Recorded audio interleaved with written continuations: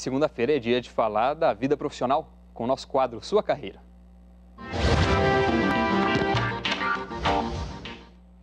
Você está pensando em mudar de rumo na carreira? Ou trocar de empresa? Começou agora a vida profissional? Em todos esses e muitos outros casos, é preciso estar atento a um detalhe importante: a elaboração do currículo. Parece uma tarefa simples, mas muita gente escorrega na hora de preencher corretamente as informações necessárias. E um currículo bem escrito pode ser o passaporte definitivo para a vaga dos seus sonhos. Por isso, para explicar como preparar um bom currículo, a gente recebe hoje a presidente da DMRH e da Companhia de Talentos, Sofia Esteves. Bem-vinda ao Conta Corrente, boa noite. Boa noite. Tudo bem? Bom? Tudo bom. Sofia, primeiro passo, o que um currículo deve ter para não passar direto da mesa do recrutador para a lata do lixo? Olha, a primeira coisa, tem que ter as informações importantes que ele está procurando para poder bater o olho e ir fazendo a triagem que ele precisa, porque ele recebe milhares de currículos.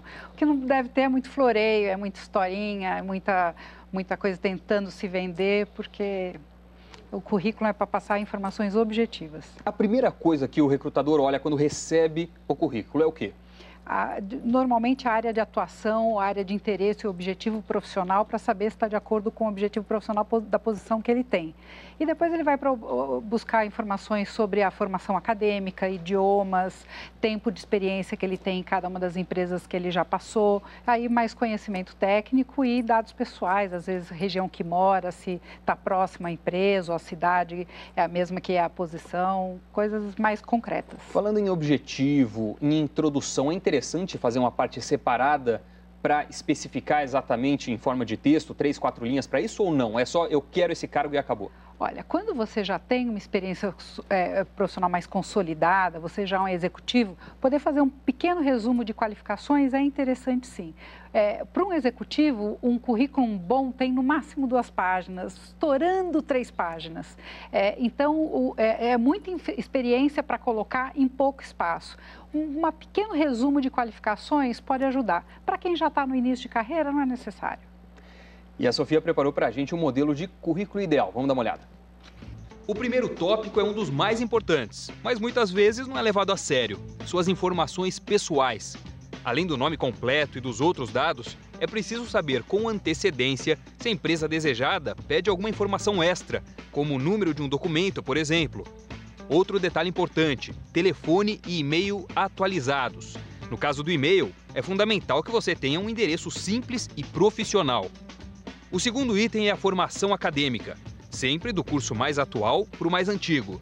Pós-graduação, graduação, ensino médio e assim por diante. Nome do curso, instituição de ensino e data de formatura, caso tenha.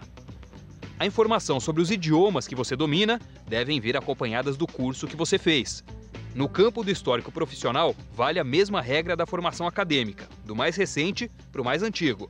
E as informações relevantes são a empresa em que trabalhou, o período, cargo e função. E um resumo curto das atividades, de preferência em tópicos.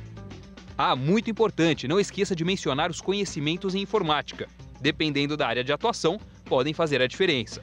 E o último tópico é dedicado às atividades extracurriculares. Você pode colocar atividades esportivas, cursos importantes para sua formação, trabalhos voluntários, iniciação científica, vivências internacionais. Enfim, tudo o que você considerar que é importante para o recrutador. Mas atenção, informação demais pode ser um problema. Sofia, a gente viu aí um exemplo de bom currículo, né? Quais são seus destaques? Quais são os pontos que merecem maior cuidado, maior atenção para que a gente consiga acertar na hora de mandar o currículo para um recrutador? Olha, eu não sei se vocês se atentaram, mas ele tinha em negrito as coisas mais importantes: formação acadêmica, experiência profissional, dados pessoais, para facilitar o recrutador que está lá com uma pilha de currículos achar as informações que ele precisa. Bem diagramado. Bem diagramado, claro, com pouco texto escrito correntemente, porque senão às vezes o recrutador se perde lendo. É melhor fazer em itens mesmo. Em itens mesmo, fica mais fácil de você encontrar as informações que você precisa ver. E nesse caso, por exemplo, muito claro seus dados pessoais, sua idade. Muitas pessoas questionam: Sofia, coloca idade, não coloca idade?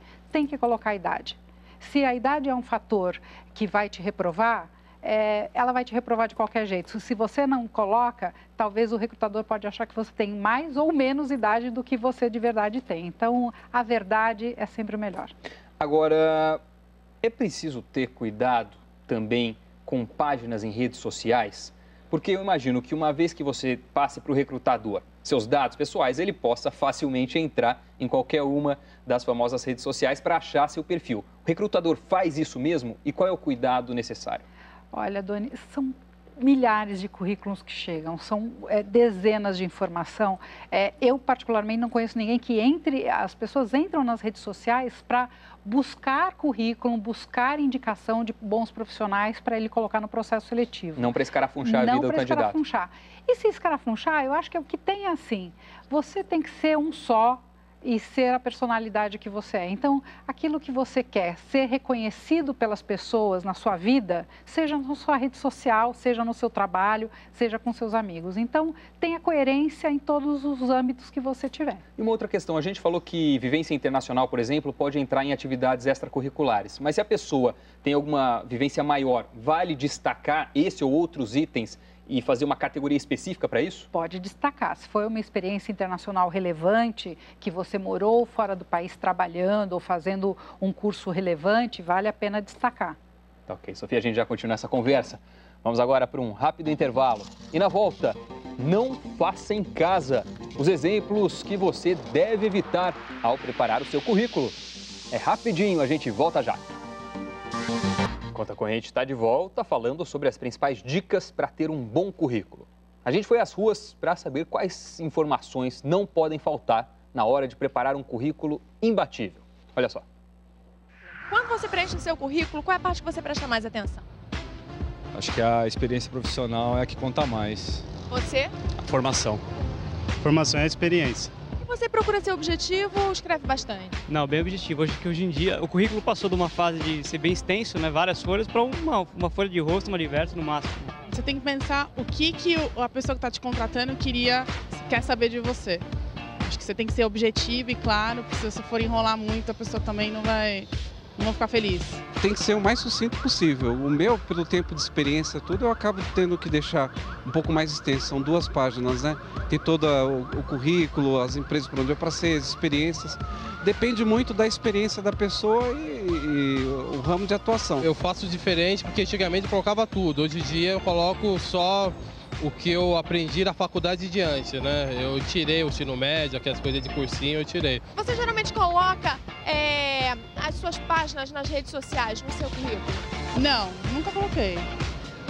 Mas também faz tempo que eu não procuro emprego, então talvez, acho que agora, nesse tempo, talvez seria bom pôr.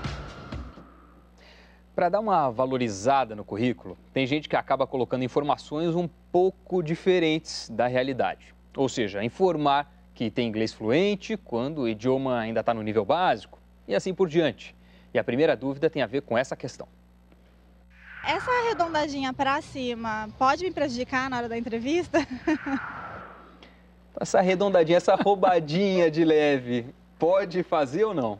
Com certeza pode prejudicar, Doni, porque se ela coloca que tem inglês fluente, vai chegar na entrevista com muita chance de ter uma entrevista, uma parte da entrevista pelo menos em inglês. E se ela não se sustentar, ela vai passar um carão. Então, é sempre bom colocar exatamente, se você tem dúvida de qual é o teu nível de inglês, vá numa escola. As escolas oferecem testes gratuitos para você mensurar em que tamanho está o seu inglês. Nem arredondadinha para baixo, que o que acontece muito são jovens dizendo para mim assim, Sofia, não coloquei inglês fluente, porque eu acho que fluente é só nativo. Eu coloquei em inglês avançado. Mas se você consegue entender o que as pessoas falam, se comunicar, pode colocar inglês fluente se você consegue fazer isso com desenvoltura, sim. Não é só para nativo que é inglês fluente. Então, nem para cima, nem para baixo, arredondadinho. Agora, é um impasse mesmo, né? Porque o candidato se vê numa situação que se ele não arredonda para cima e todos os outros fazem essa arredondada, ele pode sair prejudicado na hora da análise do currículo. Se ele arredonda para cima e vai numa entrevista em que esse quesito é cobrado, Pega péssimo, né? Pega péssimo, ele vai fechar as portas até para um futuro que ele poderia ter em outra posição na empresa. Então, o ideal em relação ao inglês, é fazer sim um teste, preparar, ver com o professor o quanto ele está preparado e colocar a verdade. Intermediário, avançado, fluente, básico, tem várias graduações que você pode dar para o teu idioma. A mesma coisa para a formação acadêmica. Tem gente que às vezes dá uma mentidinha no nome da instituição de ensino. Isso dá justa causa, porque o currículo é um documento seu. E mesmo que você preencha online, num cadastro online, isso vira um documento que pode ser usado contra você. Se o candidato fez um curso e interrompeu o curso no meio, seja uma faculdade, seja um curso extracurricular, coloca mesmo assim no currículo citando como incompleto ou é melhor nem colocar? Olha, eu acho que pode colocar sim, porque significa que o tempo que ele fez, ele adquiriu algum conhecimento. Salvo ele tenha feito isso 3, 4 vezes, aí acho que é melhor colocar os mais relevantes. Mas se foi um curso que ele começou e terminou e depois fez um outro que ele concluiu, pode colocar, não tem problema. No primeiro bloco, a gente mostrou um modelo de currículo ideal para qualquer tipo de profissional. Claro, cada um ajusta de acordo com a sua necessidade. Mas quando se trata dos currículos errados, a tarefa é bem mais complicada. São vários os equívocos e deslizes que os recrutadores identificam todo santo dia. E para te ajudar a não cair nessas armadilhas, a gente separou um exemplo. Vamos dar uma olhada. Para começar, repare que o cargo desejado é de diretor administrativo, ou seja, é um profissional experiente, não um novato. Mas mesmo assim comete erros na hora de preparar o currículo. Olha só, logo de cara, chama atenção o excesso de cores e detalhes decorativos. Bola fora. Quanto mais sóbrio e uniforme o currículo, melhor. A primeira palavra do perfil profissional já aponta mais um erro. Sou. Nunca use a primeira pessoa num currículo. O objetivo é ser impessoal e direto. Ainda no perfil profissional, outro equívoco. O que era para ser um resumo, nesse caso é um texto extenso, cheio de adjetivos e juízos de valor que não cabem em um currículo padrão. Uma das metas destacadas é encantar o cliente e os acionistas. O que isso significa na prática?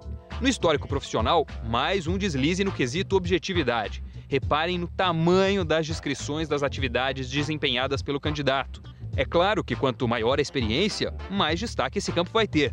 Mas o desafio é selecionar as informações realmente relevantes e usar o poder de síntese. No campo das informações complementares, um outro texto cheio de adjetivos e sem nenhuma informação importante para valer.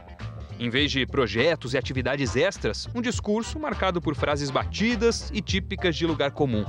O recrutador termina o currículo sem saber os idiomas que o candidato domina, mas sabe que ele adora o que faz e faz tudo com motivação e entusiasmo.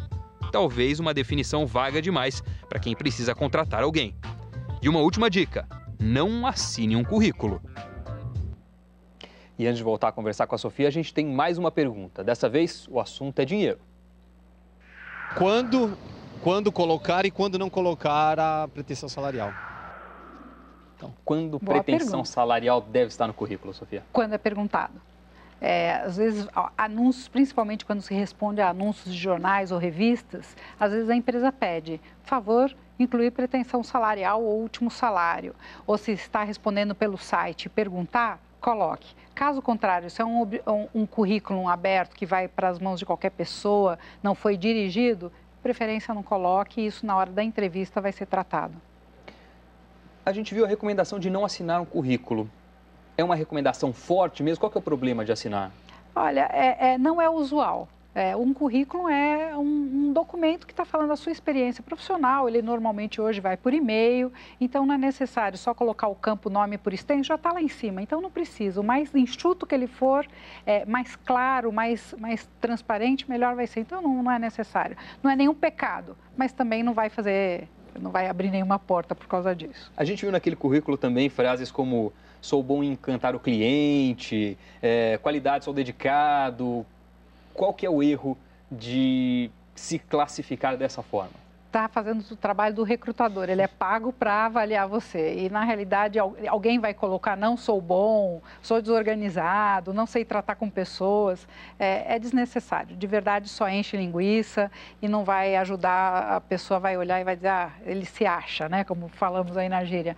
Então, é melhor colocar especificamente a sua experiência profissional de um jeito muito claro. Para quem não tem experiência profissional, está começando, é sempre uma dúvida, né? O que eu posso mostrar no meu currículo para me diferenciar dos outros candidatos? Qual que é a sua sugestão? Olha, a maior pegadinha dos jovens é querer mostrar que ele fez todas as semanas da engenharia, da administração na faculdade e coloca lá um monte de cursos e cursinhos que ele fez.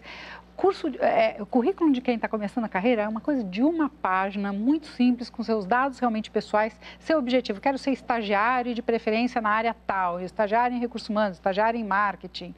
Se ele não sabe, pode deixar, quero ser estagiário, não citar a área.